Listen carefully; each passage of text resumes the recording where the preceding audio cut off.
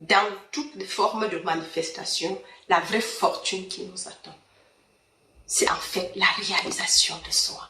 C'est en fait cette résurrection, ce réveil, la résurrection et la manifestation, la sortie de la roue de la récurrence. Devenir le Christ. Parce que quand il se réveille, il sort du tombeau, c'est le Christ qui est libéré.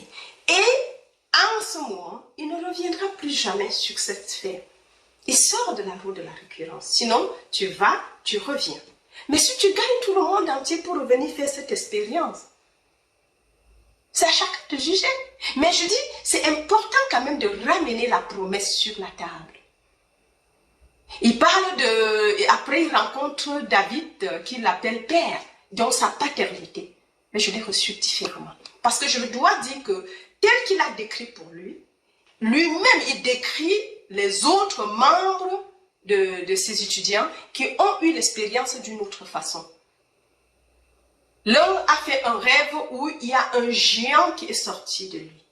C'est la naissance, c'est le dédoublement en fait. Donc nous ne devons pas penser que tel que c'est passé chez lui, ça sera exactement la même chose chez tout le monde.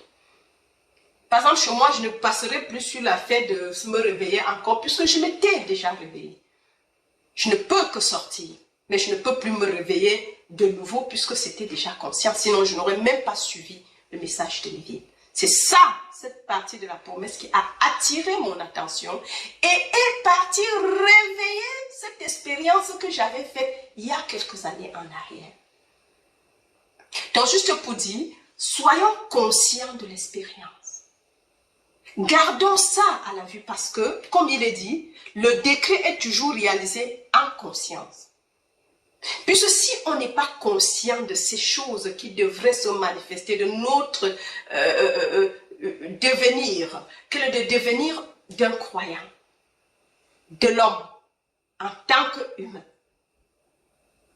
C'est les grandes maisons, la manifestation ici et maintenant, ou libération de Christ, la naissance d'en haut, la résurrection que nous attendons, dans le Christ que nous attendons, tant nous, tous les chrétiens, attendent la venue, la nouvelle venue de Christ.